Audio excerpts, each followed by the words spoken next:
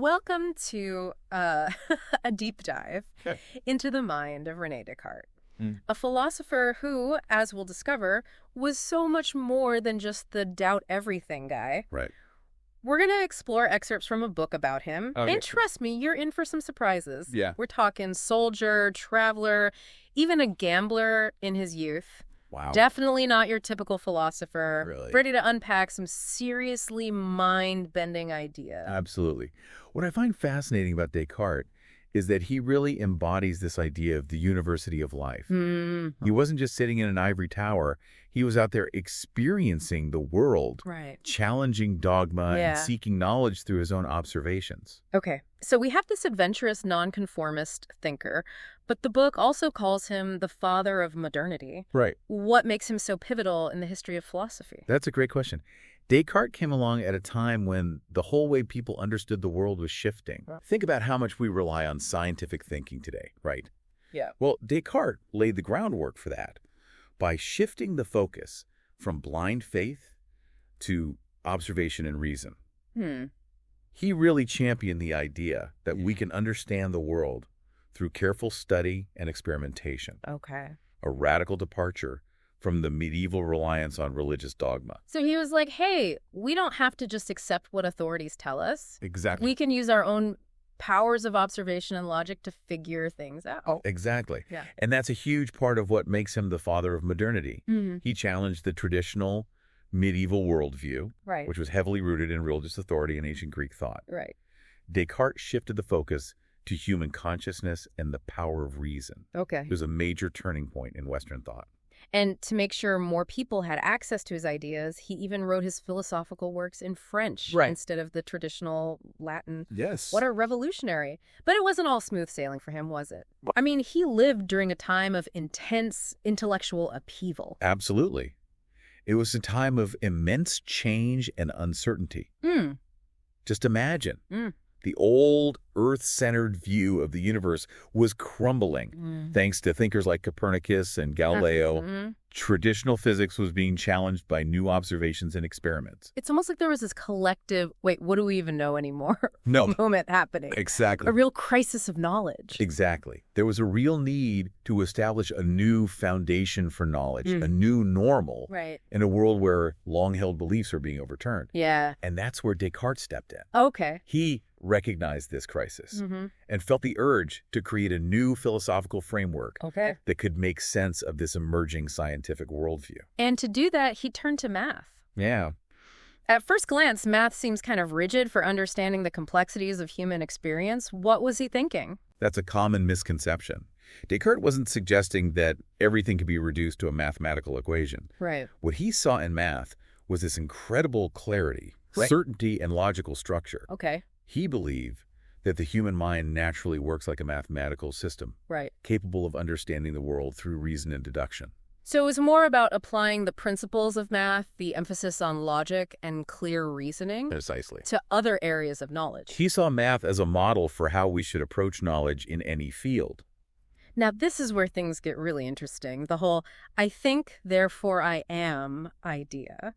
Right. Tell me about Descartes' famous method of doubt. Okay. It sounds pretty extreme. What drove him to question literally everything? Well, putting myself in Descartes' shoes, Yeah. I imagine it must have felt like the world was shifting beneath his feet. All these old certainties were crumbling. Right. So to find a solid foundation for knowledge, Okay. he decided to take doubt to its absolute limit. He systematically questioned everything he thought he knew, Yeah. searching for something, Yeah. anything, Okay. that could withstand the onslaught of doubt. Wow.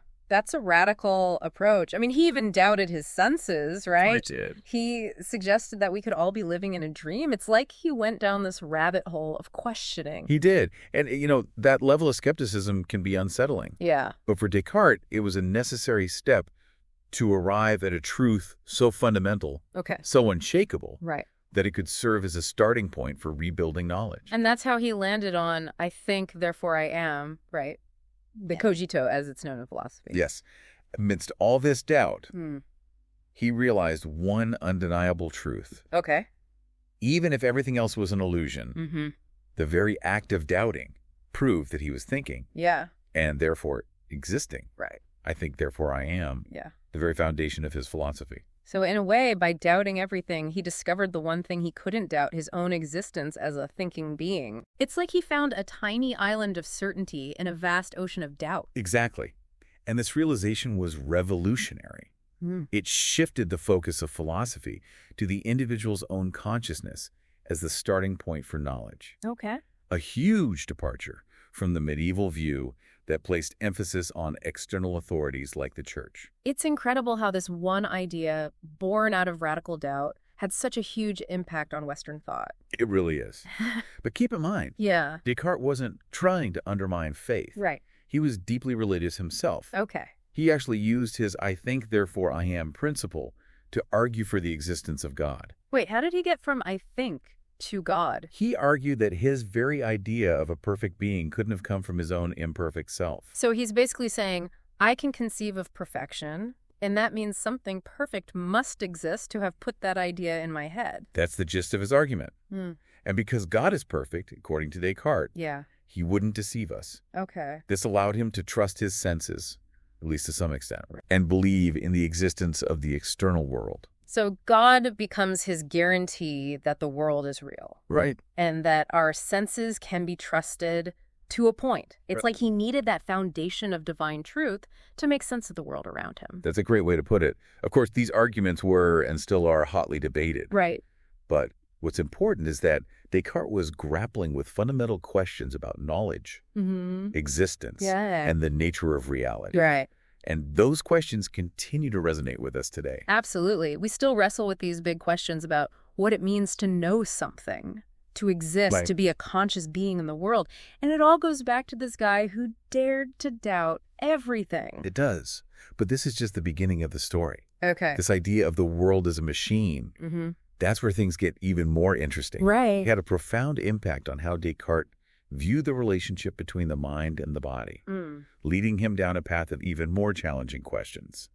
Okay, so we've got Descartes, this brilliant, adventurous mind who has used radical doubt to arrive at I think, therefore I am. Right. And he's even used that to reason his way to believing in God. Yeah. But then he throws us this curveball with this idea of the world as a machine. Right. Can you unpack that for us? It seems kind of cold and impersonal for a guy who also believed in a divine creator. It does seem like a bit of a paradox, doesn't it? But this is where Descartes really breaks from the traditional way of seeing the world. Okay. Instead of a world imbued with inherent purpose and meaning, like a divine creation. Right. He starts to see it as this giant clockwork mechanism governed by mathematical laws. So instead of a world full of magic and mystery, it's more like a giant, intricate clock. Exactly. He starts stripping away the spiritual and mystical elements, focusing instead on the physical, measurable aspects of reality. Right. And this, as you might guess, had a huge impact on the development of modern science. It's like he's setting the stage for physics, chemistry, biology, all those fields that try to understand the world through observation and experimentation. Precisely. And this shift in thinking from a world of inherent meaning to a world of measurable processes is really at the heart of what we call the scientific revolution. But it also raises some pretty big questions about what it means to be human, doesn't it? If the world is just a machine, where do things like beauty, emotion, and free will fit in? You're hitting on some of the most profound questions that Descartes grappled with and that philosophers are still debating today. Right. He acknowledged that qualities like color, smell, and taste don't actually exist in the objects themselves. Right. They're just our mind's interpretation of physical data. So a rose isn't really red. Redness is just how our brain processes the wavelengths of light reflecting off the petals. That's right. And this leads us to what's known as the mind-body problem. Okay. This is where Descartes' philosophy gets really mind-bending. Okay, lay it on me. What's the mind-body problem, and why is it such a big deal? Well, if the mind is non-physical, thoughts, feelings, consciousness, and the body is a physical machine, how do they interact? Yeah. How can something immaterial have an effect on something material? It's like trying to imagine how a ghost could move a chair. Right. They seem to exist on totally different planes. So how did Descartes try to solve this? He wrestled with this question for a long time, and ultimately proposed the pineal gland, this tiny structure in the brain, as the meeting point between the mind and the body. Yeah. But even he admitted it was a tough problem to solve. It's like he opened up this Pandora's box of questions about consciousness Right. that we're still grappling with today, isn't it? Neuroscience, artificial intelligence. They're all trying to figure out this mind-body connection. It's fascinating, isn't it? We're still trying to figure out how consciousness emerges from a bunch of neurons firing in the brain. Right. And in a way, that brings us full circle back to Descartes and his emphasis on the I, the thinking subject. It's amazing how his ideas from centuries ago are still shaping how we think about ourselves and the world. So even if some of his specific arguments might seem a bit outdated, his core ideas, the power of reason, the importance of questioning assumptions, the focus on the mind are still so relevant. Absolutely. Descartes was a true trailblazer.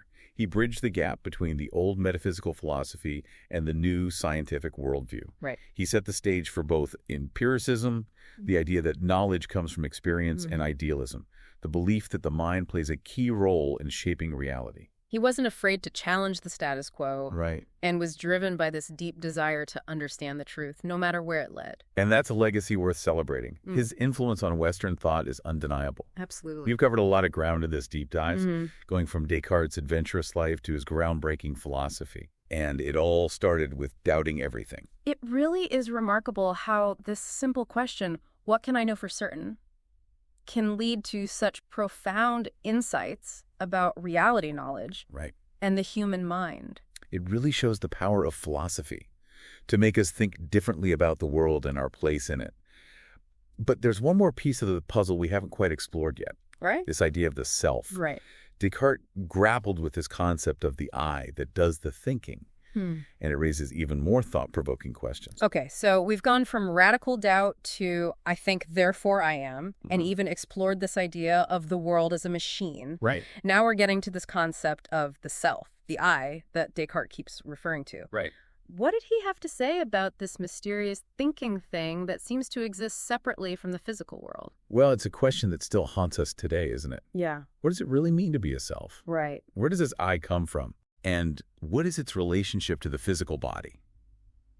You know, Descartes couldn't quite resolve this tension that he created. He talked about this union of mind and body, but never fully explained how something immaterial could interact with something material. So he identified the problem but didn't quite crack the code. You could say that. Yeah. He acknowledged the profound mystery at the heart of consciousness. And in a way, I think his honesty about not having all the answers is part of what makes his work so enduring. It's like he's inviting us to continue the exploration, Exactly. to grapple with these questions ourselves. Exactly. And, you know, it's almost eerie how much Descartes anticipated the challenges we're facing today. Right. Think about it. The rise of artificial intelligence, Yeah. our growing understanding of the brain, even the virtual worlds we're creating, they all force us to confront this question of what it means to be a conscious thinking being. Yeah, it's almost as if we're living in a world increasingly shaped by the questions Descartes posed centuries ago. I think you're right. And it's not just technology. Right. The very way we think about ourselves as individuals with minds capable of understanding the universe, it's deeply influenced by his emphasis on the I, the thinking subject. So what stands out to you from this deep dive? For me, it's his courage to doubt. Right. It's easy to just accept things as they are. Yeah. But Descartes was willing to question everything, to strip away all his preconceived notions and start from scratch. Yeah. He dared to go against the grain, and that's inspiring. I completely agree. That spirit of questioning is essential, especially in today's world where we're bombarded with information. Right. We need to cultivate that critical thinking, Yeah. that willingness to challenge assumptions, Right. and to always be open to new perspectives. Absolutely. We've only scratched the surface in this deep dive, We have. but hopefully it's sparked some curiosity and a desire to learn more. It has. This exploration of Descartes is just the beginning of a much larger journey. So what stood out to you, dear listener? What questions does this exploration raise for you about the nature of reality, knowledge, and the human mind? We encourage you to keep exploring, keep questioning, Yes. and keep the conversation going.